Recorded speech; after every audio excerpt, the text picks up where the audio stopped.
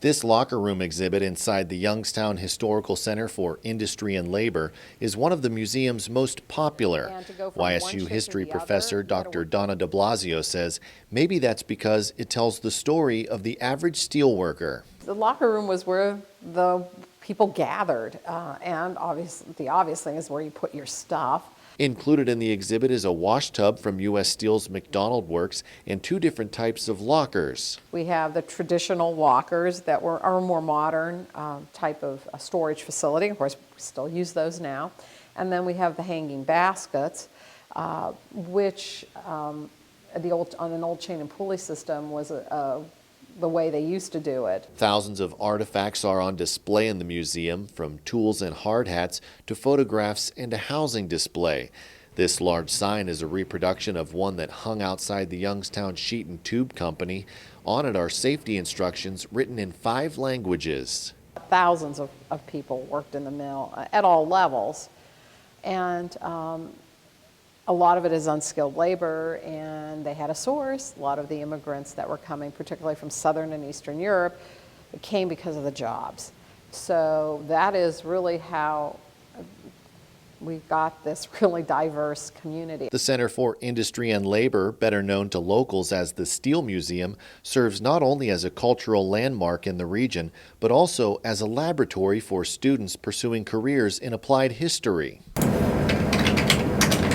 I've always been a huge fan of history ever since high school. Bailey Yoder is one of the students of the program. I've always really been interested in museum studies and working with artifacts and with the people, so it's really just been about my love for history and just wanting to continue that, to teach people and just learn as much as I can. And she says working at the museum has provided her with many hands-on experiences. Here specifically, I get to work with the artifacts downstairs. We just went to the RG Steel office houses in Warren, and we were able to take huge drawers for blueprints, and so we moved those out ourselves, and so I got the hands-on experience of looking at the blueprints and moving them back to our facility. Dennis Crawford joined the program after 20 years in banking. While it's an admirable job, there's only so many times you're comfortable turning people down for loans or helping them balance their checkbooks. So my midlife crisis involved going back to school. I had always been fascinated with history, but was concerned that I couldn't really make a living at it. About 10 are enrolled in the Applied History program.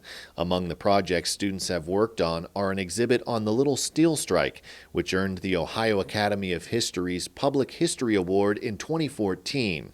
With the Applied History program, I've been able to design 2 different exhibits, one for the McKinley birthplace in Niles, and then I was interning at the Sutliff Family Museum in Warren, where I was able to work with another intern to design a temporary exhibit on the Marvin family. I've been able to get a lot of hands-on experience in the last year. Experience that will soon be put to good use. My next step is definitely PhD. I'm making a career in the museum field with the curatorial work. Also, I do want to teach students how to become historians and how to become curators and educators in the museum field themselves. I would love to stay in public history. This semester has all been about researching PhD programs in either public history or American cultural studies, because deadlines for that happen early in the spring semester.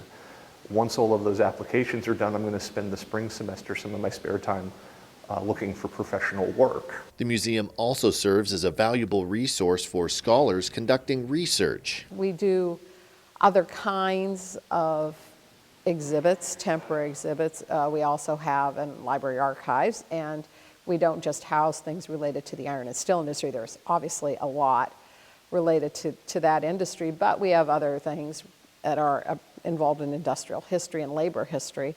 The story that we want to tell in the permanent exhibit, an overview of the history of the iron and steel industry in Youngstown and the Mahoning Valley, and looking at it really as a microcosm for the national scope of the iron and steel industry, but really focusing on local history.